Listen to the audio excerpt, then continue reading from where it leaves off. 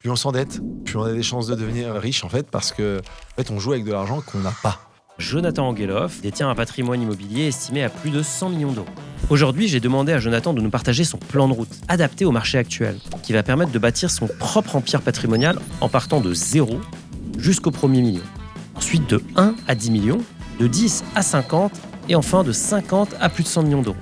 Beaucoup de gens se disent l'immobilier, c'est on se pose, on met de l'argent et on attend que ça se passe. C'est pas vraiment ça dans la réalité, parce que pour réussir à faire ça, il faut... Ok, allez, c'est parti pour le talk. Salut Jonathan. Hello Mounir. Merci d'avoir accepté l'invitation. Écoute, merci à toi de m'accueillir. Toi, tu as un parcours assez particulier puisque à 19 ans, sans héritage, tu décides de te lancer dans l'IMO et tu identifies quelque chose qui est assez particulier, c'est les chambres de bonne. Donc, le petit Jonathan, qui n'est pas un fils à papa, il se dit, il y a quelque chose à faire. C'était la crise des subprimes, tu parleras du contexte. À l'époque, on pouvait emprunter à 110%, faire financer les frais de notaire. Et à partir de là, toi, tu prends un ascenseur qui va te permettre de t'enrichir. Alors, on va parler aussi du reste de ton parcours, mais tu profites d'un énorme ascenseur social. Est-ce que quelqu'un qui débute aujourd'hui, il peut encore prendre le même ascenseur que toi ? Écoute, c'est clairement un peu plus compliqué, mais moi, à l'époque, je faisais des prêts étudiants surtout. Et ça, c'était un petit peu la clé de voûte, c'est qu'en fait, les prêts étudiants ne sont pas alloués à quelque chose. Donc, c'est ce qu'on appelle des prêts non affectés. Et ça m'a permis de un peu les enchaîner. Donc, c'est bien avant la crise des subprimes, puisque moi, mon premier appartement, j'ai dû l'acheter en 2005. Ouais. Une chambre de service de 7,5 mètres carrés.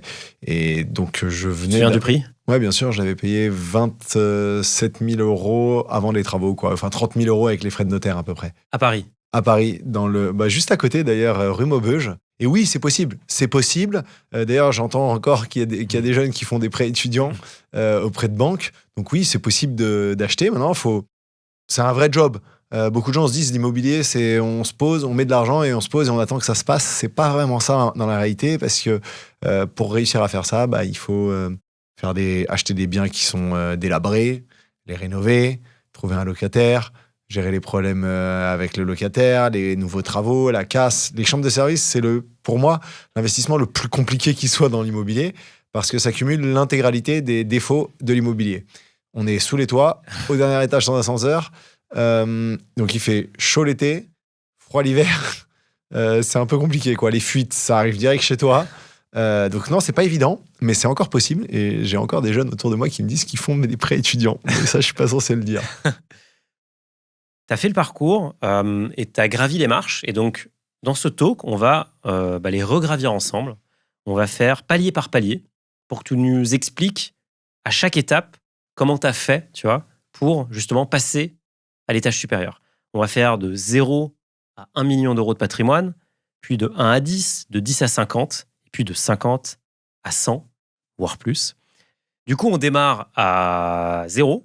Ouais. Aujourd'hui, concrètement, qu'est-ce que tu fais ? Écoute, c'est la partie la plus difficile, faut être honnête, parce que t'as rien, tu connais rien, t'as pas d'argent. Donc chaque sous compte. Non, si aujourd'hui je devrais recommencer, je pense pas que je repartirais par les chambres de service, parce qu'aujourd'hui elles sont très chères. Moi, j'ai acheté à une époque où les chambres de service étaient des biens un peu dévalués, qui étaient essentiellement utilisés par des étudiants, oui, mais personne voulait s'ennuyer avec ça. Ouais. Donc je veux pas dire que c'était le début en 2005, parce que ça existe depuis toujours, mais on commençait à avoir des gens qui achètent des chambres de service et qui les rénovent et qui en font des beaux cocons. Okay. Versus avant, c'était horrible. Aujourd'hui, je pense que pour bien commencer, il vaut mieux s'intéresser un peu à la province, à trouver des biens locatifs faciles, dans des villes liquides, qui sont pas chères, parce qu'en vrai, il y a une vraie distorsion de prix entre Paris et la province. Là où Paris, vous allez acheter quelque chose de très cher et vous allez vous allez le louer à un prix relativement cher, mais en fait, vous êtes limité par la régulation des loyers l'encadrement des loyers, pardon. Et alors, en province, vous n'avez pas ça. Et en province, les gens ayant un peu moins de moyens, ce qu'on peut faire avec 100 000 euros en province, ça peut être des 2 pièces, des 3 pièces, qui vont se louer 40-50% moins cher qu'à Paris, mais pas beaucoup plus, en fait. Et donc, du coup, votre capacité à faire du rendement avec le bien que vous allez acheter en province est bien plus élevée. Et votre prêt aussi. Et donc, en fait, lorsque vous achetez quelque chose à 100 000 euros en province, assez facilement, vous pouvez le mettre en location à 1 000 € par mois. Assez facilement. Vraiment, vous pouvez regarder sur les annonces, vous faites les calculs, c'est jouable. Et évidemment, la base de l'immobilier, je ne cesse de le répéter, c'est les prêts. Il ne faut pas avoir peur de faire du prêt. Et il faut s'endetter. Plus on s'endette, plus on a des chances de devenir riche, en fait, parce que en fait, on joue avec de l'argent qu'on n'a pas.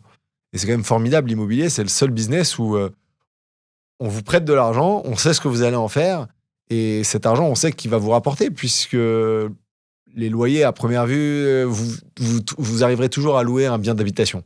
Donc ça, c'est vraiment quelque chose à faire depuis le début. Jour 1, parce que ça vous fait du rendement, ça met de la confiance aux banques. Les banques voient que vous êtes capable de rembourser votre prêt, voire même vous faites du bénéfice. Moi, c'est ce que je faisais à l'époque de mes chambres de service, parce qu'en plus, j'avais des prêts étudiants, donc il y avait un différé sur chacun de mes prêts. C'était le meilleur moment, puisque je me retrouvais à gagner, 2-3 000 € par mois avec mes premières chambres de service, et j'avais pas de prêt en face, quoi. Et ainsi de suite. Tu payais que les intérêts ? Même pas. Tu payais rien. Différé. Intégralement différé. Ça, c'était sur les prêts étudiants. Après, je sais pas si on parle cas des étudiants, mais de manière générale, en fait, c'est pas parce que vous avez 20-30 000 € sur votre compte que vous pouvez pas faire de l'immobilier, quoi. Avec ces 20-30 000 €, vous pouvez leverager, prendre un prêt avec 30 000 € sur votre compte, vous pouvez prendre un prêt à 120 000, 140 000, peut-être même 200 000 € selon le bien que vous achetez. L'erreur à pas faire, en revanche, c'est de se lancer trop tôt dans sa résidence principale, parce que ça vous coupe complètement votre capacité d'emprunt. Et ça, c'est très mauvais. Parce qu'en fait, vous vous retrouvez dans une situation où vous ne pouvez plus emprunter après avoir acheté votre résidence principale, souvent, puisque l'intégralité de votre salaire, ou les fameux 30% qu'il ne faut pas dépasser lorsque le banquier regarde. Le taux d'endettement maximal, tu veux dire ? Le taux d'endettement maximal, et vous vous retrouvez dans une situation où vous ne pouvez plus vraiment emprunter, quoi. L'assurance vie, c'est simple, c'est l'enveloppe d'investissement préférée des Français. Le problème, c'est que la plupart des contrats sont bourrés de frais. Frais de versement, frais de gestion, frais de contrat, frais de support, frais d'arbitrage. C'est un véritable millefeuille indigeste auquel vous allez faire face. Combinés, ces frais peuvent vite atteindre plus de 3% par an pour les acteurs traditionnels comme les grandes banques. Si vous suivez cette chaîne, vous le savez, 3% par an, c'est près de 60% de manque à gagner sur 30 ans. C'est exactement pour cette raison que j'ai lancé un contrat d'assurance vie avec des frais bas. Les frais de gestion commencent à 0,99% et évoluent en fonction de votre abonnement Finari. C'est simple, ce contrat, c'est l'un des moins chers sur le marché pour la gestion profilée. Et pour les fans de gestion libre, cette dernière arrive bientôt avec des frais encore plus bas, et surtout, si vous souscrivez à une gestion profilée aujourd'hui, vous pourrez bien sûr passer à la gestion libre lorsqu'elle sera disponible. Cliquez sur le lien dans la description ou scannez le QR code qui s'affiche à l'écran afin de démarrer l'ouverture de votre contrat. Est-ce qu'il y a des cas où acheter sa résidence principale, c'est plus intéressant que de louer ?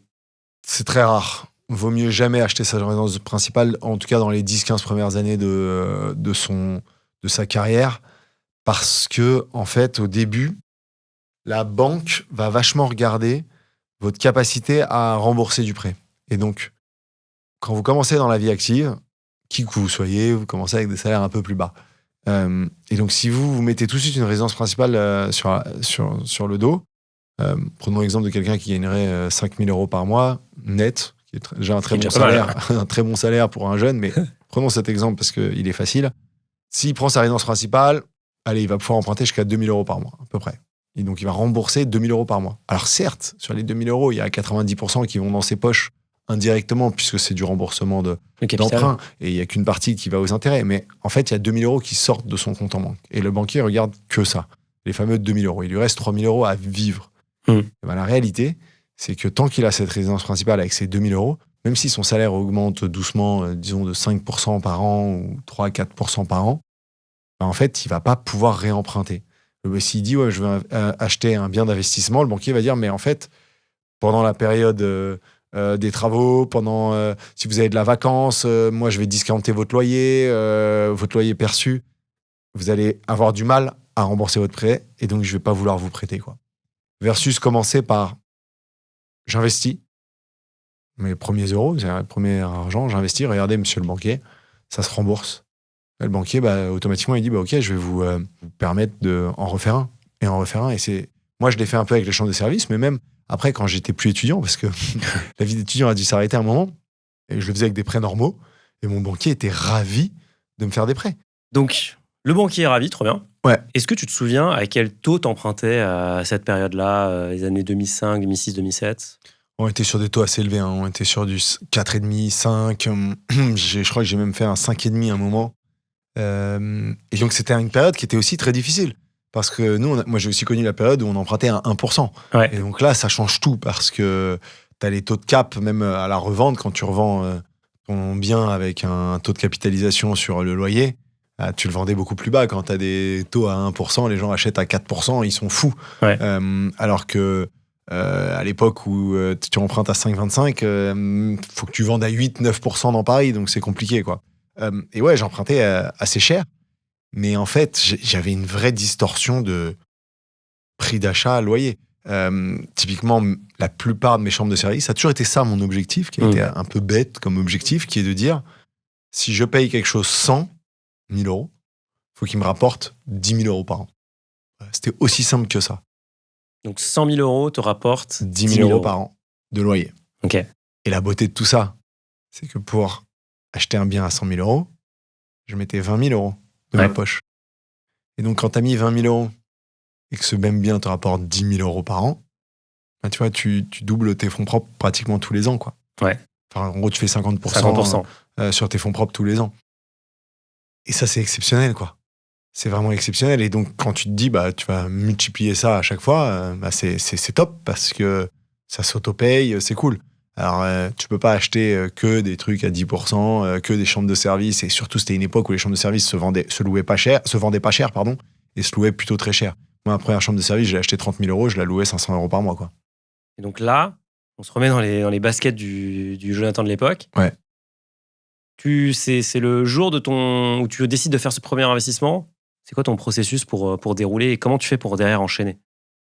Ce que je vois, c'est qu'il y a une forte demande sur les chambres de service. Très forte. Tu le vois comment? Tu regardes les annonces? Ouais, je vois les annonces, je m'amuse à appeler. Les mecs répondent plus au téléphone. Et je vois même qu'il y a des gens qui mettent des annonces juste avec une adresse et un rendez-vous, en fait. Ok, donc, pas de photo, il n'y a rien. Pas de photo, pas de numéro de téléphone, rien. C'est rendez-vous tel jour à telle heure. Je me dis, mais c'est quand même fou, quoi.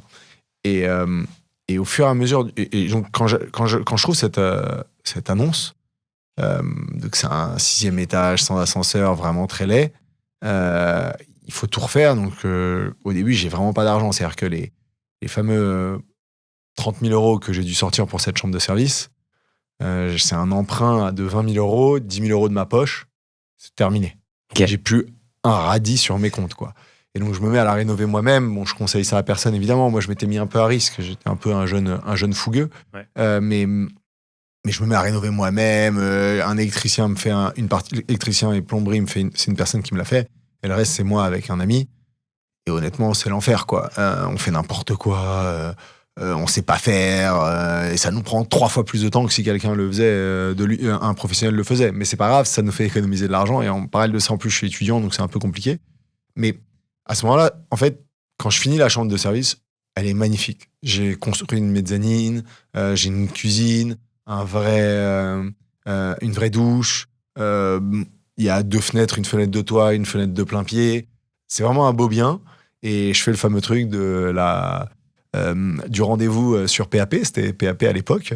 Le rendez-vous avec 1 heure. Et là, j'arrive, il y a plus de 100 personnes qui attendent. Mon gardien est en folie. Il me hurle dessus quand j'arrive. Il me dit, vous vous rendez compte? Et je dis, mais écoutez, c'est pour visiter la chambre et tout. Et je me dis, mais en fait, voilà, j'ai trouvé le marché, quoi. J'achète un truc 30 000 euros, je sais que je vais le louer 500 euros par mois. Bon, ça m'a coûté 35 avec les travaux, les trucs, mais je vais le louer 500 euros par mois, quoi. Et mon prêt, il se rembourse dans 3 ans. Je commence à le rembourser dans 3 ans. Donc, je vais gagner 500 euros par mois, donc 6 000 euros par an pendant 3 ans. Donc, je vais gagner presque 16 000 euros, quoi. Non, 18 000 euros, pardon. Pendant les 3 prochaines années, ce qui correspond à mon crédit, en fait. Tu vois, alors je vais vivre avec cet argent, mais je réalise que c'est fou. Et je me mets en recherche hyper active de ça, quoi. Donc, je me fais des alertes sur tous les sites. J'achète des outils à quelques euros à l'époque qui te permettent de screener tous les trucs, ce qui existe déjà encore aujourd'hui. D'ailleurs, c'est marrant parce que les outils d'aujourd'hui, c'est la même chose qu'il y a 20 ans. Et je sais pas, ils font la même chose, mais ils sont 10 fois plus chers. Et c'est pas mieux, quoi. Et toute la journée, quand je suis en cours, dès que j'ai une alerte, boum, j'appelle, je négocie les prix, je fais ci, je fais ça. Et je fais ça 10 fois quand même. Donc t'achètes 10 biens. Ouais, j'en achète 10. Jusqu'à mes 22, 23 ans. Et ça devient un peu infernal. Là, je découvre aussi l'envers du décor. Ouais. Parce que là, je t'ai dit que les belles choses. L'envers du décor, c'est ce que je disais tout à l'heure, quoi. C'est les fuites, le froid, le chaud, les cafards, les punaises de lit. Vraiment toutes les galères possibles et imaginables. Et je me dis, mais je peux pas continuer comme ça. C'est infernal et ça commence à me bouffer du temps, quoi. T'as beaucoup de rotation parmi tes locataires? Tous les ans, à peu près. C'est souvent des profils étudiants ou profils un peu personnes isolées, qui est à Paris pendant 1 an ou 2. Et donc les gens restent pas très longtemps, mais c'est pas plus mal parce que vu l'état des appartements après les locataires, en fait les gars vivent dans 9-10 mètres carrés, donc les pauvres, bah, ils cuisinent, ils se douchent au même endroit, donc ça vit fort, quoi. et donc je découvre qu'à chaque sortie de locataire, il faut remettre un coup de peinture, il faut réparer des trucs, etc. Et je me dis, je peux plus faire ça, mon téléphone sonne, je suis en cours, j'ai mon téléphone qui sonne en permanence, j'ai des problèmes de locataires qui me payent pas mon loyer, ci et ça. Et donc j'accumule un peu des trucs et je me dis, il faut que j'arrête. Et là, on est. Les années passent, j'achète quelques studios, quelques trucs que je mets en. Je revends certaines de mes chambres de service. J'achète des studios, c'est un peu plus grand, des 20 mètres carrés. J'achète des souplex, qui sont des choses magnifiques à l'époque. C'est un peu la mode à un moment. Ouais, c'était hyper à la mode, c'était top. Et à un moment, j'en ai pas mal et une société qui commence un peu à émerger en France. Et cette société va tout changer, ça s'appelle Airbnb. Et là, on est en 2011-2012. Et j'ai pas mal d'appartements. 6 appartes, quoi. Mais tu vois, assez grands, quoi. Entre 20 et 50 mètres carrés. Que tu loues à longue durée. Ouais. Et il y en a un qui se libère. Et je dis, mais attends, je vais le mettre sur Airbnb. Moi, j'essayais de faire de la location saisonnière avant que ça existe, quoi. À l'époque, déjà sur Le Bon Coin. Et puis même avant Le Bon Coin, sur Kijiji. Qui est un peu avant Le Bon Coin. Parce que c'est devenu d'ailleurs. Et pas grand-chose. Et là, je le mets sur le truc, je fais des belles photos. Et mon loyer triple en 1 mois, quoi. C'est-à-dire que j'ai plein de bookings. Je suis vraiment un des premiers de Airbnb en France, quoi.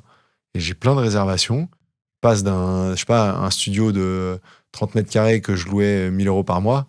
Bah, je gagne 3 000 € par mois avec, quoi. Du jour au lendemain.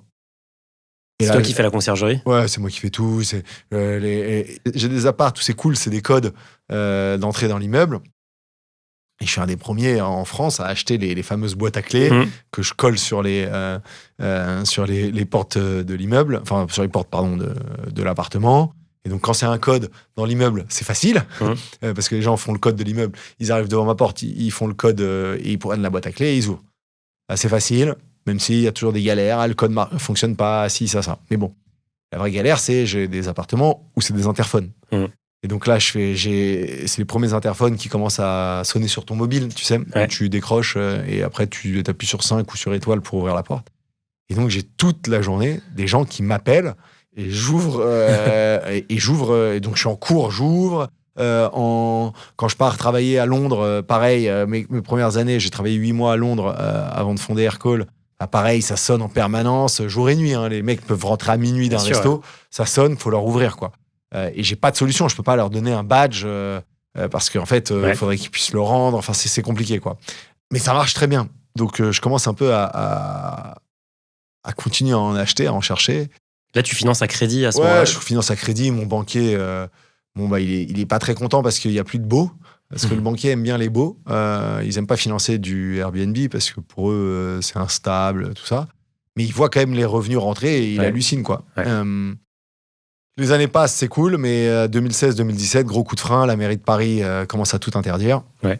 Et à ce moment-là, je me dis, il faut que je rentre dans la légalité, je vais pas continuer comme ça. J'ai des dizaines d'appartements dans Paris, c'est n'importe quoi. Tu vois, avec mon associé, on se rassemble, on en discute, et on se dit, on va se mettre en chasse d'un hôtel, et on va tout vendre. Lui aussi, il faisait pareil que moi, et on vend tout en 2017 à peu près, le temps de vendre chaque bien, etc. Et on se met en chasse d'un hôtel qu'on acquérera en 2018, qui est Maison Barbès. À l'étage d'après. Du coup, avant de parler de l'hôtel, on va revenir sur Airbnb. Ouais. sur le logement meublé de tourisme en réalité. Aujourd'hui, tu l'as dit, ça a pas mal été raboté. Très Il y a fort. aussi le LMNP qui a été beaucoup raboté. Je ne sais pas quel était le régime fiscal que tu utilisais au début. C'était peut-être le LMNP. Bien sûr, LMNP où t'amortis ton bien, quoi. Et T'amortis t'es ton au bien. top, quoi. On a une niche fiscale qui est quand même vraiment faramineuse en France, qui s'appelle le LMNP. C'est vraiment un mécanisme qui est surpuissant, puisqu'en général, si notre comptabilité est bien tenue et qu'on a réalisé les bons investissements, on paye 0 impôt sur son bien immobilier pendant plusieurs années. LMNP, donc c'est location meublée non professionnelle. Tu vas pouvoir faire comme une comptabilité d'entreprise. Tu vas déduire toutes tes charges, mais tu vas en plus amortir le prix d'achat de ton appartement dans le temps. Le LMNP est très acronyme en France, je ne sais pas pourquoi. Cette niche, elle a quand même pris un petit coup dans le baba. Maintenant, ils disent qu'à la sortie, tu réduis le prix d'acquisition des amortissements que tu as passés, donc tu augmentes ta plus-value imposable. Si on étudie très finement l'impact financier de la réforme, elle est moindre qu'on ne le pense. Moi, je pense qu'il est encore intéressant. Pour moi, le LMNP reste un investissement pertinent. Aujourd'hui, tu as les abattements qui sont réintégrés, tu as pas mal de choses qui ont changé. Est-ce que c'est encore intéressant pour toi de passer par ce régime ? Quand on fait des gros travaux et tout, honnêtement, avec le nouveau régime LMNP où tu réintègres Les amortissements les amortissements au moment de la vente. au moment de la vente, c'est les reprises sur amortissement, ça s'appelle. C'est violent, quoi. C'est-à-dire que Ça te fait d'énormes les plus-values en fait. impôts, les impôts que tu payes à la fin, ils tuent un peu ton rendement. Ouais. Donc c'est vraiment, vraiment compliqué le LMNP maintenant. Enfin, jusqu'à récemment, tu pouvais te mettre en meublé de tourisme classé. Donc tu faisais classer ton bien, tu avais 71% d'abattement fiscal. Et donc c'était super bien parce que, en fait, si tu fais 100 000 euros de chiffre d'affaires, t'es imposé que sur 30 000, quoi. Donc c'était vachement bien. Ça aussi, sans rien de le raboter. Fiscalement, ça devient compliqué, la France. Moi, ma théorie, c'est que ça va être comme ça va être de plus en plus dur. Les meublés de tourisme, c'était 120 jours, maintenant c'est 90. Ça va passer à 30 jours, c'est inévitable. C'est que sa résidence principale. Sinon, il faut que ce soit du commercial. Enfin, il y a plein de règles maintenant qui clairement rendent la chose beaucoup plus difficile. C'est pour ça que moi, je me suis tourné vers les hôtels et que je me suis dit, je vais professionnaliser tout ça parce que faire son petit LMNP à Paris en meublé de tourisme, il faut acheter un bien commercial. S'il est commercial, c'est cool, mais il faut faire un changement de destination. Les changements de destination, la mairie ne veut plus en donner parce qu'il y en a eu trop. Bref, c'est devenu assez compliqué. Moi, je pense qu'il faut se retourner un peu vers la province, pas avoir peur, aller dans les zones touristiques de province et faire exactement la même chose. Et faire un calcul entre ce qui est plus intéressant en fonction de la taille du patrimoine, la taille de le loyer que vous percevez et voir ce qui est mieux. Est-ce qu'il vaut mieux faire du microfoncier? Est-ce qu'il vaut mieux faire du LMNP? Est-ce qu'il vaut mieux faire même en holding? J'entends beaucoup de gens qui le font directement via des holdings et comme ça, ils sont imposés à l'IS et la holding, elle tourne et ils payent leur IS, quoi. Mais ça va vachement dépendre d'un peu de ce que vous voulez en faire, combien d'apports vous mettez. Parce que si vous mettez beaucoup d'apports, en fait, ça vous fait du bénéfice. Si vous mettez très peu d'apports, vos intérêts, ils tuent votre bénéfice, mais ça vous permet d'amortir. Enfin bref, il y a plein de choses à faire. Mais il faut toujours poser un petit modèle Excel avec lequel on se dit, OK, quel est le plus intéressant? Parce que la fiscalité française, soyons honnêtes, c'est horrible. Et ça va pas aller en s'améliorant. Et c'est d'ailleurs pour ça que moi, avec Aguesso Capital, quand je l'ai créé en faisant les premiers hôtels, les premiers trucs, on le faisait en nous, en propre. Et depuis depuis 1 an ou 2, on a beaucoup de gens qui veulent investir à nos côtés. Et c'est pour ça qu'on a permis aux gens de pouvoir le faire. Parce qu'en fait, tu as beaucoup de gens qui veulent investir en immobilier, mais en fait, la fiscalité, trouver les biens, les rénover, les trucs, en fait, c'est infernal. Et C'est un métier. C'est un métier. Et en fait, à la fin, quand tu regardes ce qui te reste par rapport au risque que tu as pris et tout ça, netté d'impôts, tu te dis, mais en fait, est-ce qu'il vaut mieux pas investir dans des foncières qui vont faire le travail et qui vont me refiler les sous à la fin et j'ai à peu près le même rendement puisqu'ils auront les mêmes rendements que moi. Est-ce que en province, tu as identifié des villes où tu as peut-être investi dans des villes qui te semblent particulièrement intéressantes? Écoute, c'est intéressant ce que tu me dis parce qu'il y a quelques années, j'avais fait même un modèle assez poussé. En gros, je suis allé prendre les prix moyens de vente des notaires dans les 30 plus grandes villes françaises. Donc 30, tu finis avec des villes Très moyennes. 300 000 habitants, quoi. Ouais. je regardais le prix moyen au mètre carré dans le centre de la ville. Avec un logiciel qui s'appelait, comment il s'appelait BNB quelque chose. Je me souviens plus. Bref, un logiciel en gros qui te donne les moyennes des prix par quartier, par ville. Un petit logiciel. Sur Airbnb ou sur... Non, oui, sur Airbnb. Les prix de la nuitée moyenne et avec les taux d'occupation à peu près. Et donc j'ai rassemblé les deux et j'ai dit bon bah attends, là j'ai un prix d'achat de temps, là j'ai ma nuitée à temps, donc un 30 mètres carrés rapporte tant, tu vois, je regardais combien coûte un 30 mètres carrés, combien se loue un 30 mètres carrés quoi globalement. Rien de bien scientifique en fait. Et en fait j'avais identifié pas mal de villes intéressantes, dont une c'était Colmar, qui genre tu te disais mais en fait c'est pas mal quoi d'investir là-bas. Alors honnêtement je suis pas allé au bout parce que je me suis focus sur Paris parce que peut-être en enfant gâté.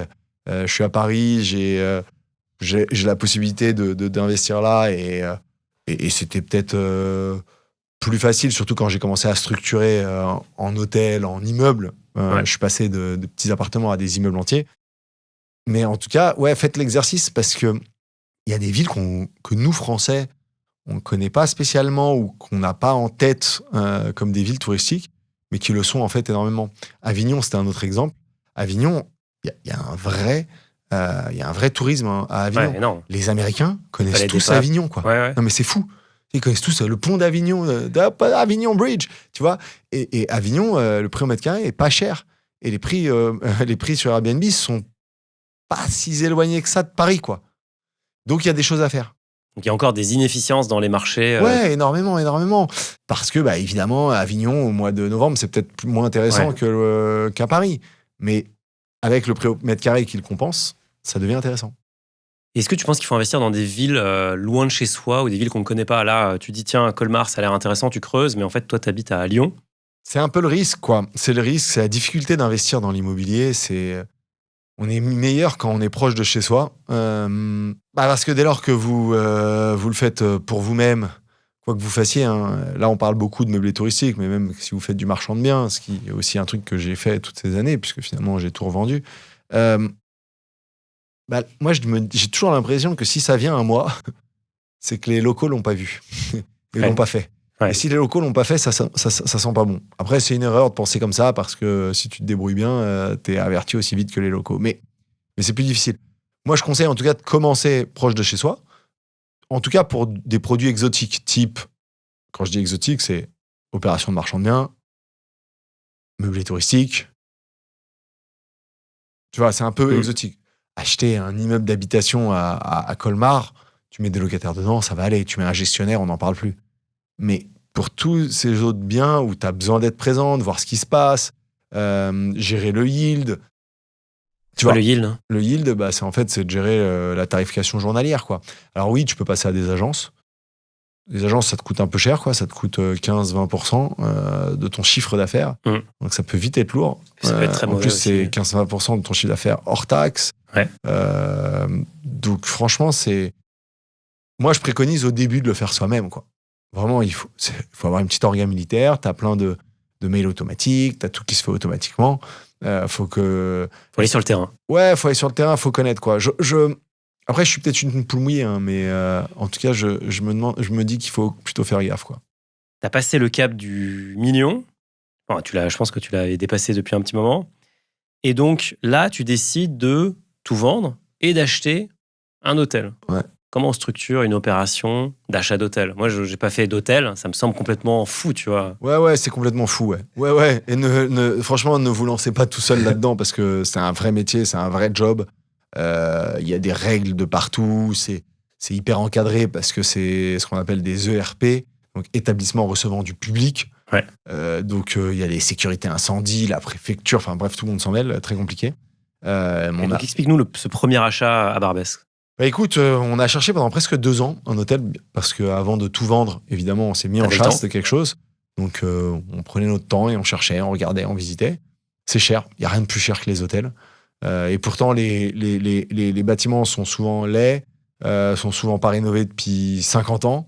Mais les propriétaires des hôtels ont des biens qui sont rentables parce que souvent, ils sont remboursés depuis longtemps, ils n'ont plus de dette dessus. Et donc, ils en veulent trop cher et donc tu as beau faire ton business plan, ça fonctionne pas, quoi. Et nous, on cherche. Et on tombe sur ce bien, un hôtel à Barbès, 0 étoile, typé social, C'est-à-dire quoi, typé social? où c'est essentiellement loué par des organismes sociaux à l'intérieur, donc c'est des personnes en difficulté, quoi. Donc, c'est eux qui payent. C'est l'État Les qui paye nuitées. les nuitées pour éviter que des gens se retrouvent à la rue, quoi. Ouais. Et j'ai un vrai coup de cœur pour le bâtiment que je trouve beau, qui est haussmannien. Le quartier, c'est Barbès, ouais. On dit tout et n'importe quoi de Barbès, mais c'est un quartier qui est beau esthétiquement. C'est vrai. Le boulevard est assez Le beau. boulevard est beau, les immeubles sont Surtout beaux. quand on regarde en haut. Après, en bas, c'est plus chaotique. Quoi. En bas, ouais. Alors, t'as un peu toujours les vendeurs de cigarettes, Hein, téléphone mobile. téléphone mobile, bon, voilà. Mais c'est un quartier qui se gentrifie. Déjà, en 2018, je pariais là-dessus. T'as Barbès qui avait fermé, Tati Barbès, pardon. Ouais. Un gros projet qui est en train de se faire. Ça va changer le visage du quartier. T'as le café aussi. T'as je le sais. café Brasserie Barbès Ouais. qui avait fait le buzz, Ouais. qui est un des premiers trucs un peu cool de ce quartier-là. Et on se dit, mais on y va. Et franchement, on le touche à bon prix. À ce moment-là, on l'achète 4 millions 3, on met des travaux, ça nous revient à peu près à 6 millions 100. Et on se lance, quoi. On se lance un peu sans trop réfléchir, comme il faut souvent faire quand on est entrepreneur. On fait des rénovations qu'on n'a jamais faites, quoi. On fait vraiment du sol au plafond, mais en faisant sauter les planchers, en repensant tout le bâtiment, toute la fonction du bâtiment. Mettant un ascenseur, enfin, tu vois, vraiment tout. On fait un sous-sol accessible, alors qu'il était inaccessible avant. On crée un sauna, une salle de sport, enfin, tu vois. C'est un nouveau monde pour nous, quoi. Donc, toi, tu veux plus utiliser. Enfin, tu veux en faire un hôtel. Un hôtel 4 étoiles. 4 étoiles. Et on fait le premier hôtel 4 étoiles de Barbès. Et presque du 18e arrondissement, je crois qu'il y en avait un autre qui était un peu plus haut sur le boulevard Barbès. Et je me dis, c'est parti, quoi. Je vais toutes les semaines sur la réunion de chantier de l'hôtel. Et là, c'est vraiment difficile, quoi, parce que le remplissage est pas fou, c'est compliqué. Et là, on arrive en mars 2020 et le Covid tape. Là, je te parle on a exploité 6 mois, hein, donc que dalle. On a des salariés, on a un directeur et on n'a plus le droit d'utiliser l'hôtel. Les traites continuent, 30 000 euros par mois. Tu te souviens de combien tu avais emprunté sur les 4 millions et quelques? Au total, on avait emprunté 4 millions, puisqu'on avait mis 2 millions de cash de nos poches. Ok, donc tu avais mis 2 millions plus 3 millions de. Enfin, 4 millions d'emprunt. 4 millions d'emprunt, 2 millions de cash, d'equity. Et la traite, c'est 30 000 euros par mois de remboursement de crédit. Là, tu fermes l'hôtel. On passe ces 5 mois un peu difficiles, enfin, jusqu'à mai, où tu as le droit un peu de réouvrir. Mais dans la douleur, quoi. Donc, c'est l'année 2020, c'est compliqué. En fait, tu ouvres ton hôtel au pire moment de l'histoire. Et donc, on enchaîne comme ça, mais on se dit, mais c'est pas grave. On croit en notre projet et on trouve un super directeur fin 2020 et qui est encore avec nous aujourd'hui, après 5 ans. Et qui fera tourner l'hôtel super bien et ça sera avéré être une super réussite, cet hôtel, parce qu'on en est ravis. On fait plus d'1,5 million de chiffre d'affaires sur quelque chose qui nous a coûté 6 millions, donc c'est plutôt bien. Et on les enchaîne, on se dit on va en acheter plein. Et on fait des opérations de marchand de biens pour financer tout ça. On achète un immeuble d'habitation, on le rénove, on le revend à la découpe, on achète des immeubles de bureaux, on met un locataire dedans, on le revend à un taux de cap de 4,5% parce qu'on est en 2021 et les taux sont à que dalle, etc., etc., etc. Si je reviens sur l'hôtel, comment tu calcules la rentabilité d'un projet comme ça? C'est quoi ton modèle mental? Tu as 2 manières de le regarder. Soit tu regardes le TRI. Ouais. Alors le TRI, en général... Taux de rendement interne. Ouais, taux de rendement interne. C'est-à-dire qu'il faut que tu prennes une hypothèse de sortie. Quand tu vas le revendre. 10 ans, ouais. Pour calculer un TRI, il faut qu'il y ait une sortie. Ouais. Parce qu'il faut qu'il y ait du cash qui re-rentre. En fait, c'est juste pour calculer ton gain final, quoi. Ouais. OK. Donc, tu peux regarder le TRI. Nous, sur la foncière, de manière générale, alors je parle pas que d'hôtel, là, je parle de tout, on est à peu près 20% de TRI sur avant l'emprunt. OK. Donc, t'imagines, si je mets les emprunts, là, les TRI explosent. Ce qui est plutôt cool, donc c'est sur nos fonds propres. Donc, tu as le TRI, et la deuxième manière, qui est une manière un peu plus artisanale, on va dire, c'est de regarder les EBITDA, quoi. Tu regardes les EBITDA, pardon, OK. avec un R à la fin des EBITDA dans l'hôtellerie. En gros, c'est earnings before income, interest, interest, tax, tax, blablabla. depreciation, amortization. Et le c'est R, quoi le R? c'est pour le loyer. Ok. En gros, c'est le loyer que tu payes en général quand tu fais un hôtel. Tu as une SARL, une SCI, et la SARL et la SCI, et la holding qui détient, mais la SARL, en gros, paye à la SCI un loyer, quoi. Et donc, ce loyer, on dit, dans l'hôtellerie, on dit ce loyer, en fait, il rentre dans ta poche. Parce que c'est vrai que tu te payes un loyer à toi-même, même si c'est de l'emprunt bancaire. Ce que je disais tout à l'heure, c'est 90-95% de cet argent, en fait, il rentre dans ton patrimoine. Bien sûr, ouais. Et donc, tu regardes l'EBITDAR. Un bon EBITDA pour un hôtel, c'est environ 50%, entre 45 et 50%. Donc ça, c'est à surveiller. Il faut que tu sois dans ces ratios-là. Ouais. Et tu vois, nous, sur Maison Barbès, 6,1 millions à peu près de coûts d'acquisition plus travaux et 1,5 million de chiffre d'affaires. Donc, tu as à peu près 700 000 d'EBITDAR. Quand tu as mis 6,5 millions, c'est cool, quoi. Tu vois, ça te fait des sacrés returns. Et à ça, surtout, faut ajouter le fait que l'hôtel, chaque année, il prend de la valeur, quoi. Parce que plus tu vas l'exploiter bien, plus... T'as des bilans solides. Les bilans solides, et puis t'as les bilans solides, plus ça vaut de l'argent, en fait, quoi. Puisqu'en fait, là, tu valorises plus que le foncier, ce qu'on appelle les mètres carrés. Tu valorises un nouveau truc qui s'appelle le fonds de commerce, et qui a une vraie valeur, qui vaut souvent plus cher que les murs, d'ailleurs. Et donc, justement, la structuration, c'est intéressant que tu en parles.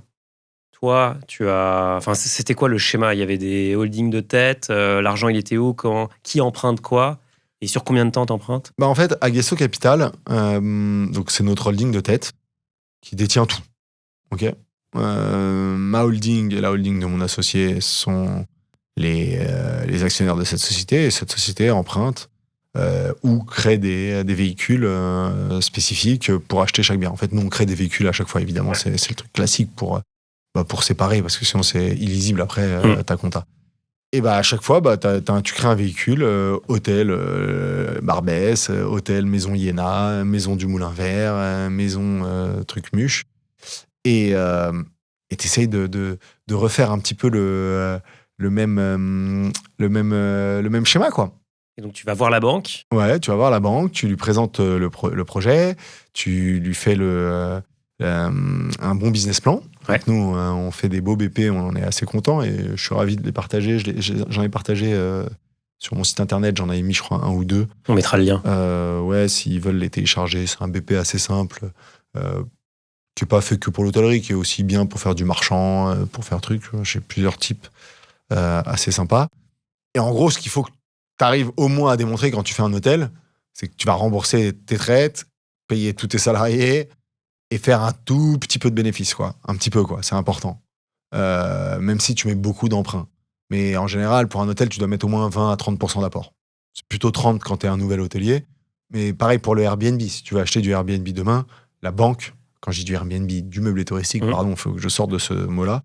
Quand tu veux acheter du meublé touristique, dans tous les cas, ça va être 25-30% d'apport, quoi. Parce que le banquier voit ça comme un bien ultra risqué. Parce que c'est vrai que... T'as de la vacance. Tu peux avoir de la vacance. Si demain, pour X raison, ta copro t'attaque, tu peux plus l'exploiter. S'il y a un attentat à Paris, il va se passer que plus personne, les touristes vont plus venir, donc tu vas avoir un taux d'occupation beaucoup plus faible. Et tu te retrouves dans une situation qui est précaire versus t'as un locataire, il te paye. Tu vois, les gens vont toujours avoir besoin d'habiter quelque part, quoi. Là, tu disais, t'as Maison Barbès, qui est le premier, mais t'en as fait d'autres depuis. Ouais. Comment tu fais pour repérer les biens, les hôtels? D'ailleurs, je sais pas si c'est déjà des hôtels, mais les biens, en tout cas, qui, selon toi, sont pertinents. Écoute, c'est très difficile. C'est très, très difficile parce qu'en fait, c'est un monde très obscur, le monde de l'hôtellerie parisienne. Ouais. C'est un monde où il n'y a pas d'annonce, déjà, de vente, très peu. Tout se passe avec des brokers qui connaissent des gars, etc. C'est quoi des brokers? C'est les agents immobiliers? Ouais, les agents immobiliers. Et en fait, surtout, le milieu de l'hôtellerie parisienne est un vieux milieu, surtout des hôtels 0 à 2-3 étoiles. Ouais. Un milieu qui est détenu par beaucoup de Kabyles. Okay, donc, c'est des gens qui ne sont pas spécialement très digital native. Okay. parce qu'ils ont hérité ça, qu'ils sont arrivés dans les années 60, soit c'est eux et qui sont encore là, mais qui commencent à se faire vieux, soit c'est les enfants qui ont hérité et qui, eux, sont pas spécialement intéressés par l'hôtellerie, mais souvent, c'est des biens familiaux où il y a 3, 4, 5, 10 frères et sœurs qui détiennent ces biens. Donc, très compliqué à les convaincre de vendre ou à les mettre d'accord sur un prix, à tout ça. Et donc, c'est très compliqué de les voir, les hôtels. Et quand tu les vois, les prix sont très élevés. Parce que ces personnes-là, c'est de l'hôtellerie familiale. Donc, il faut imaginer que les enfants de ces Kabyles qui sont arrivés en France dans les années 60-70 ont grandi dans ces hôtels. Donc, c'est l'objet qui a le plus de valeur pour eux sentimentalement au monde. Et donc, leur faire accepter que ça vaut X, c'est très compliqué. Et donc, acheter un hôtel, c'est des années de travail. Et donc, à Paris, il faut acheter des hôtels parce que sinon, tu peux pas le faire. Tu peux évidemment acheter un immeuble de bureau et demander un changement de destination, mais ça, pareil, c'est compliqué. Tu as une chance sur 10 que ça aboutisse parce que les règles du PLU, parce que ci, parce que ça, le PLU, plan local d'urbanisme de Paris, qui est un truc très compliqué. Et donc, t'es jamais sûr jusqu'au moment où tu as eu ton permis de construire que tu vas pouvoir te transformer en hôtel. Et qui dit transformation d'hôtel, mise aux normes d'un hôtel. Donc, quand tu achètes un immeuble de bureau n'est pas un ERP. OK ? Parce que les gens qui sont dans le bureau, c'est pas du public. C'est des personnes qui sont des salariés qui connaissent le bureau. D'accord ? Donc, c'est pas un ERP type hôtel.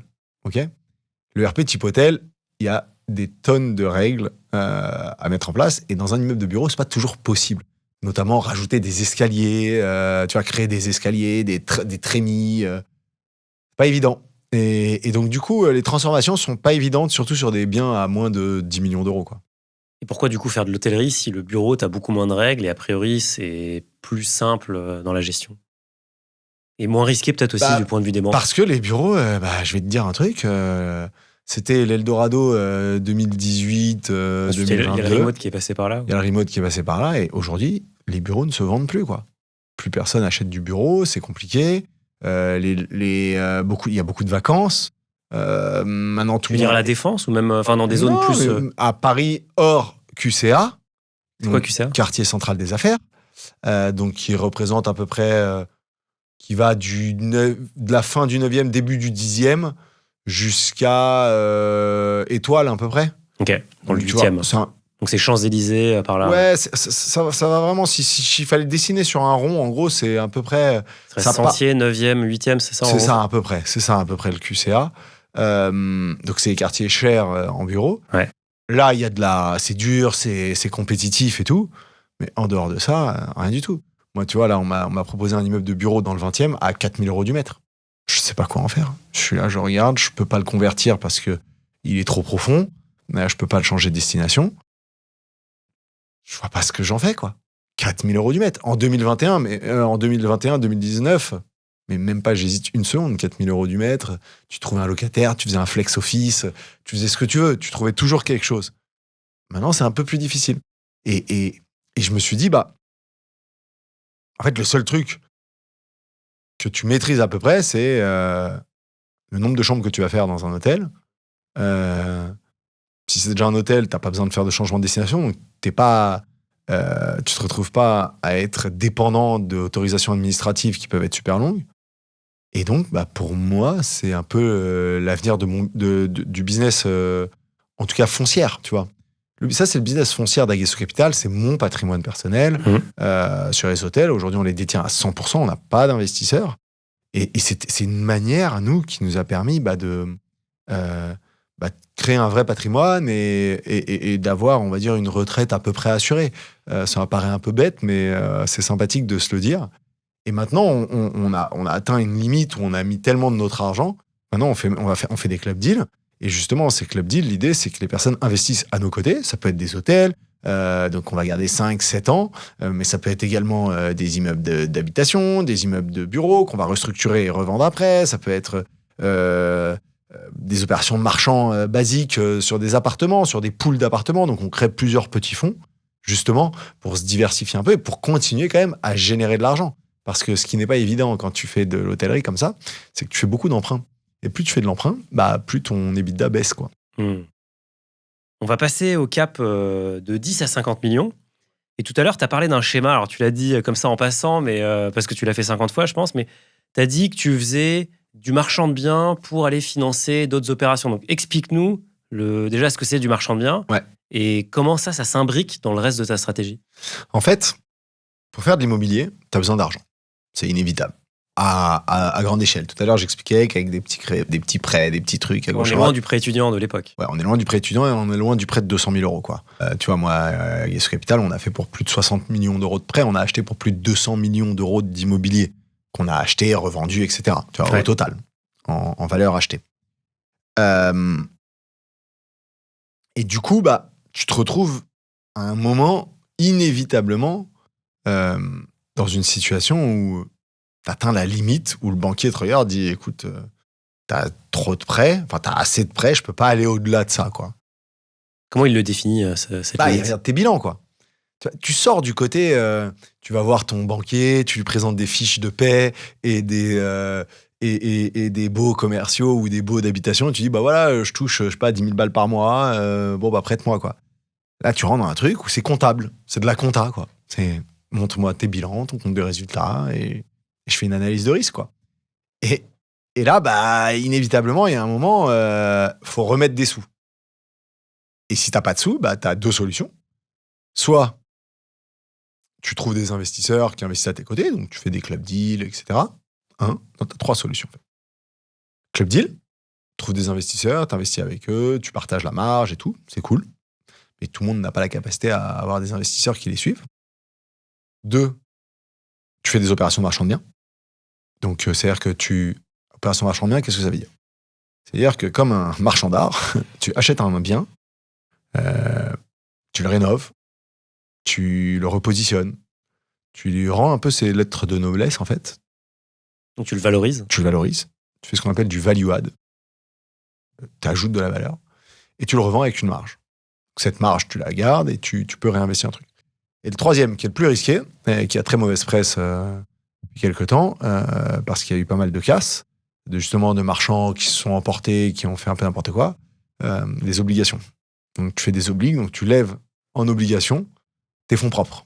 Donc c'est-à-dire que je dis n'importe quoi, tu as envie d'acheter un truc à 1 million d'euros, il te faut 300 000, tu n'as pas les 300 000, tu vas voir des plateformes de crowdfunding, te prêtent 300 000 à 12% de taux d'intérêt, le truc te coûte 35 000 euros par an, et tu fais ton opération et tu rembourses tout le monde à la fin. Si l'opération prend un peu de retard, tu comprends bien que ça devient très chaud, ça coûte très cher. Donc tu as ces trois solutions. On a fait évidemment les trois. Les trois se sont très bien passés, il n'y a pas de souci. On a fait, donc moi, tu vois, au sein d'Aguesso Capital, j'ai créé mon propre club d'investissement où les gens viennent, ils peuvent choisir est-ce qu'ils veulent investir dans des obligues, est-ce qu'ils veulent investir en club deal, ou, marchand de biens, ça, c'est hors ça. Mais, donc tu vois, on a fait ça, les deux, c'est cool, tu vois. Mais on a fait surtout beaucoup de marchands de biens. On a acheté des immeubles entiers qu'on a redécoupés et revendus à la découpe. Tu les achètes comment, les immeubles ? Tu mets du crédit quand même Oui, toujours. N'oublie pas ma première phrase. La base de l'immobilier, c'est le crédit et les banques. Sans ça, tu fais rien dans l'immobilier. Si D'ailleurs, ça en a plusieurs des banques ? Ah ouais, des dizaines. Des dizaines, parce que une banque, quand elle est trop exposée, elle dit, vous voyez ailleurs, parce que moi, t'es trop exposé chez moi, et ainsi de suite, quoi, tu vois. Et les opérations de marchand, je dis n'importe quoi, tu vois, là, récemment, on a acheté un immeuble à Levallois, mon plus gros immeuble ever, j'ai acheté plus de 4000 m² à Levallois. Immeuble d'habitation ou de bureau ? Immeuble de bureau, qu'on a très bien acheté. Et on a rénové les plateaux, on a rendu tout ça très beau, remis en route les trucs qui fonctionnaient pas, les problèmes de clim, les trucs, on a tout remis au nickel. Et on fait une vente à la découpe. Et donc on vend essentiellement à des entrepreneurs qui ont des PME, des petites ETI et qui veulent avoir leur bureau et finalement faire de l'investissement immobilier via une SCI où ils achètent leur bureau, leur boîte loue les bureaux et ça leur fait du rendement. C'est un grand classique, c'est ce qu'on appelle la vente utilisateur dans ce cas-là. C'est légal ? Ouais, totalement. Faut que tu mettes un loyer de marché, quoi. Mais oui, c'est sûr que si le marché est à 300 balles et tu te le mets à 500 balles, ouais, tu vas avoir un problème. Je parle mètre carré par an, bien sûr. Et en gros, en 1 an, cet immeuble, on va faire une marge de près de 5 millions d'euros, quoi. Marge nette. Donc, tu vois, c'est assez énorme. Et on rembourse tous nos investisseurs. Donc là, on l'avait fait en en obligations. On avait prévu d'ailleurs de le faire en 3 ans. On avait mis une obligation à 2+1, donc 2 ans d'intérêt et peut-être une 3e. Et en fait, on remboursera tout le monde, oui, à 18 mois à peu près. Donc tout le monde est un peu choqué parce que c'est allé vite. Ils sont là, waouh, c'est allé trop vite. Pourquoi c'était pas un club deal, etc. Mais tu vois, tu peux générer une belle marge. Et évidemment, ces 5 millions d'euros là, qu'est-ce que j'en fais ? Tout de suite, je les réinjecte pour acheter un nouvel hôtel. Donc, tu es en permanence en train d'avancer, en fait. C'est ça. Et tu as l'effet T'achètes, boule tu de neige. revends d'un côté pour financer ton business. Et de l'autre côté, t'achètes et tu gardes pour le long terme, pour la foncière. Très clair. Il y a un mot clé que tu nous as dit quand on a préparé l'émission, c'est il faut industrialiser. Ouais. Ça, tu peux pas le faire si t'as pas des équipes, des moyens. C'est quoi les outils à ta disposition pour accélérer la marche sur un business comme ça ? Ce qu'il faut, c'est déjà sortir de tout ce qui est coup de cœur. Déjà, quand t'achètes un bien, t'achètes pas un coup de cœur. Ça veut dire quoi, ça ? T'achètes du foncier, t'achètes des chiffres. Donc, t'as plus d'émotion. Pas d'émotion, il faut pas. À chaque fois que j'en ai eu, d'ailleurs, je me suis rétracté. Ça m'est arrivé, j'étais là, waouh, je suis fou de ce bien, c'est délirant, quel coup de cœur. Tu fais tourner les chiffres 2-3 fois et tu dis, mais en fait, c'est une bêtise ce truc. Donc ça, tu sors de ça, donc on fait que des chiffres. Tu industrialises ce côté-là. Ensuite, tu dois faire en sorte, tu as besoin d'un minimum de personnes pour faire tout ce que tu as envie de faire. Donc, la décoration, si tu as trouvé que, je dis n'importe quoi, tu as un hôtel, tu trouves que cette chambre, elle est jolie, tu fais toujours la même chambre. Tu vois, souvent, dans les hôtels, tu regardes, c'est fou. Chaque chambre est différente. Moi, ça me choque toujours. Quoi. Je suis là, pourquoi il a peint en rouge, en violet, en blanc, en vert ? Ouais, tout ça, c'est des coûts, du temps. C'est des coûts, c'est du temps, c'est de la réflexion. C'est le jour où il y a un pet, il faut retrouver cette couleur-là, etc. C'est toutes les mêmes chambres, même design, même truc. Tu sais, dans les années 2000, les chambres d'hôtel, elles étaient toutes différentes. Ouais, ça m'a toujours c'était un choqué. concept même. Ouais, c'était un concept, c'était fou. Donc, hop.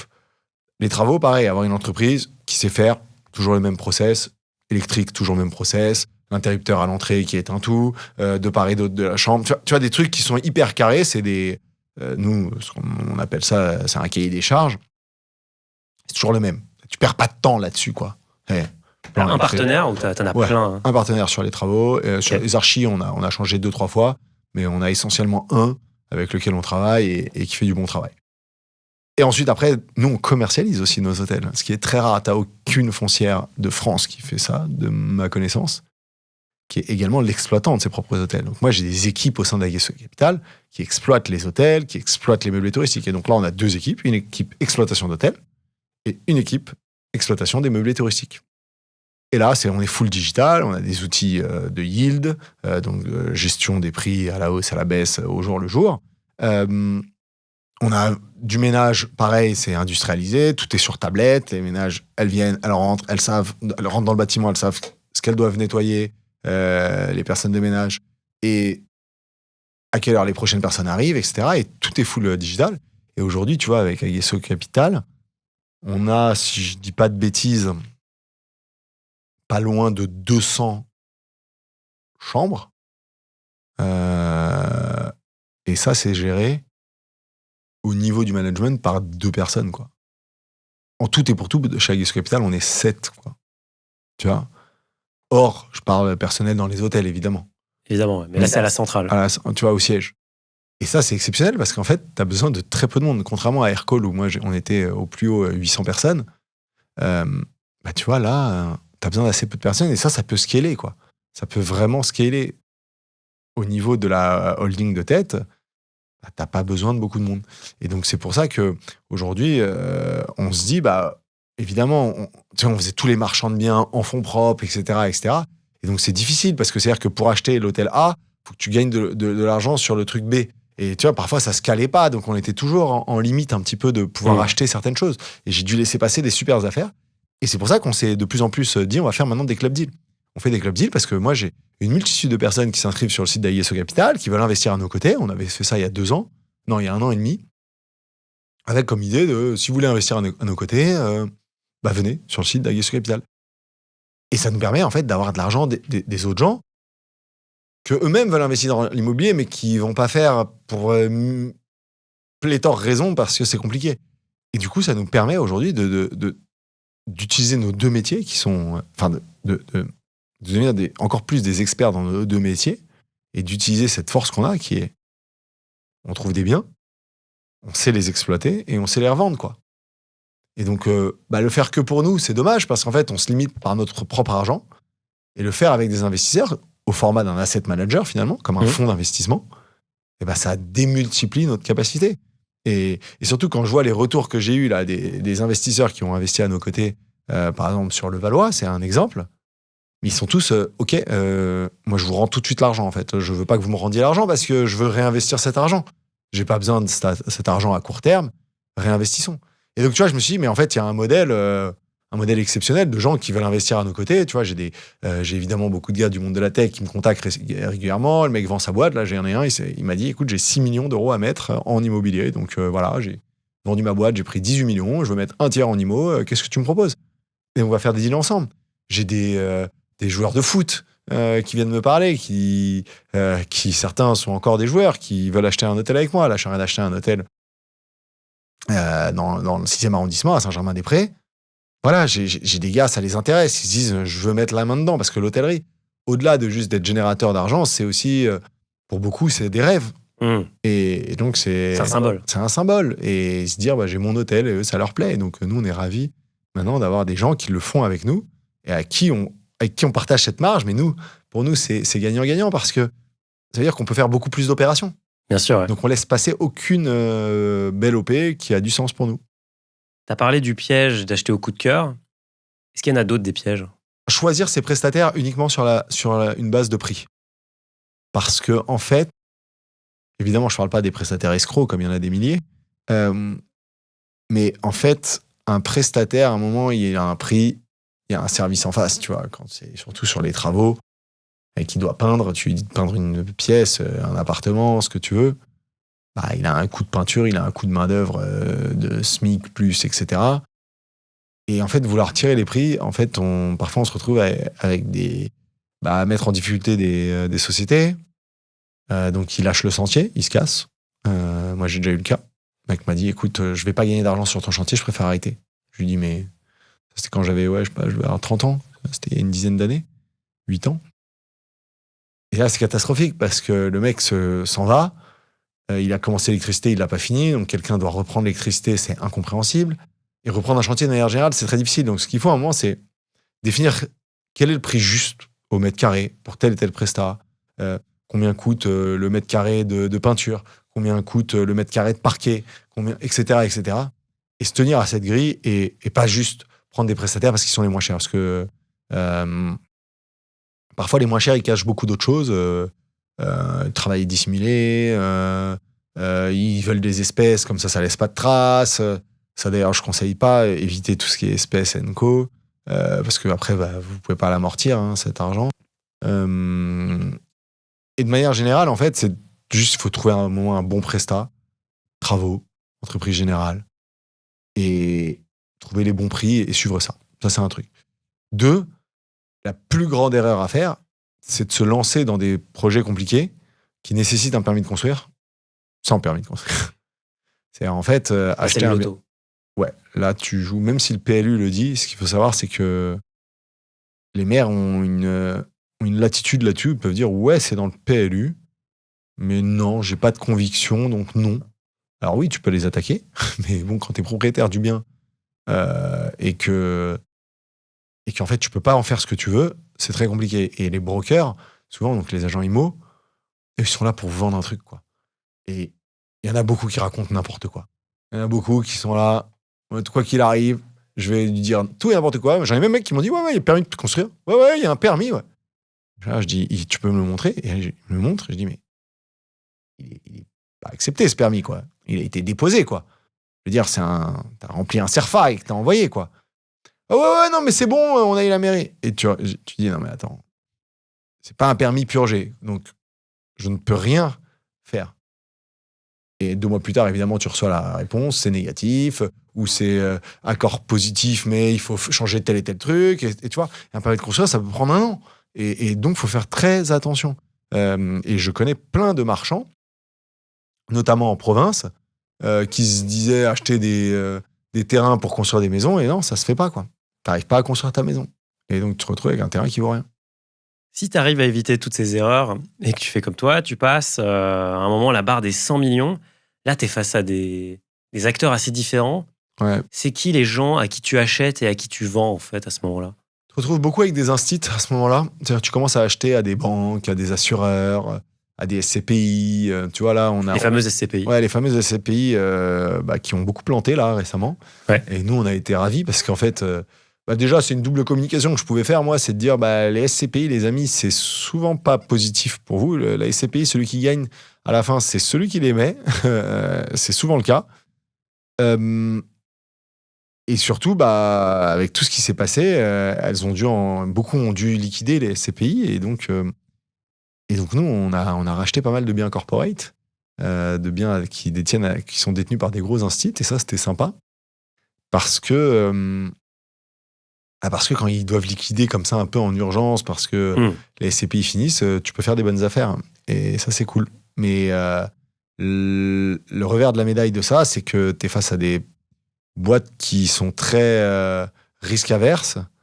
Elles n'aiment pas prendre de risques. Zéro risque. Et donc, lorsque tu fais une offre, ils te regardent au pain fin qui t'es, quoi. Alors, risque capital, combien de chiffre d'affaires, qui sont les fondateurs, qu'est-ce qu'ils ont fait, c'est quoi les projets, c'est ci, c'est ça. Ils font des interviews des personnes, c'est des appels d'offres, beaucoup. Donc, c'est fini le côté je suis sur un coup, il n'y a que moi qui l'ai vu. Le fameux off-market dont tout le monde rêve. Là, c'est fini. Parce que c'est des boîtes qui veulent tirer un maximum, donc elles ont le temps aussi, et elles font des appels d'offres, etc., etc. Mais tu peux faire des bonnes affaires là-dedans, parce que tu as beaucoup moins d'acteurs du coup qui participent, et aussi parce que souvent c'est des gros biens, donc il y a moins d'acheteurs. Enfin, tu vois, tu as plein de raisons X et Y qui te permettent de pouvoir peut-être faire une bonne affaire. Du coup, là, on a fait tout le parcours de 0 à plus de 100 millions. On a vu qu'entre le prêt étudiant au début et les appels d'offres face à des assureurs à la fin, il y a eu un petit changement d'ambiance. Si tu pouvais revenir en arrière et parler au Jonathan de 2005, quel conseil tu lui donnerais et qu'est-ce que tu changerais? Je change rien.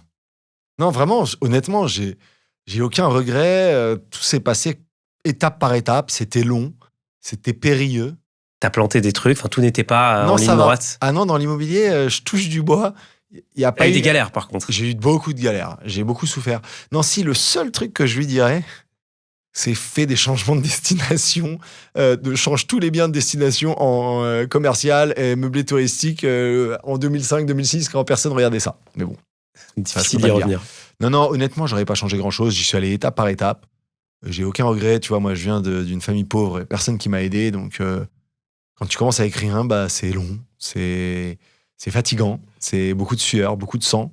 Mais le chemin était rempli de leçons et d'apprentissage. En fait, tout ce que j'ai fait, en plus, je l'ai fait en parallèle d'Aircall. Qui a été aussi comme ça en croissance. Qui a été comme ça, puisque Aircall fait aujourd'hui près de 200 millions d'euros de chiffre d'affaires, d'ARR. Et je l'ai fait en parallèle jusqu'à fin 2023, début 2024, où j'ai quitté officiellement l'opérationnel d'Aircall et où je pouvais me permettre de quitter l'opérationnel d'Aircall en me disant, tu vois, j'ai tout de suite autre chose à faire. J'ai ma foncière qui fonctionne bien, on a des dizaines de biens, ça fait, je sais pas, à ce moment-là, on devait faire 5-6 millions de chiffre d'affaires, tu vois. Et je me dis, c'était un bon moment pour moi de partir. Et donc, chaque étape m'a apporté quelque chose.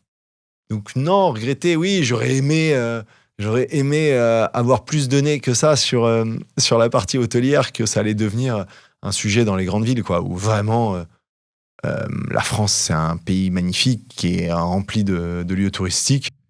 Et donc, ça fait que tu as une vraie concentration de personnes qui ont envie de venir et donc qui ont envie de prendre des hôtels.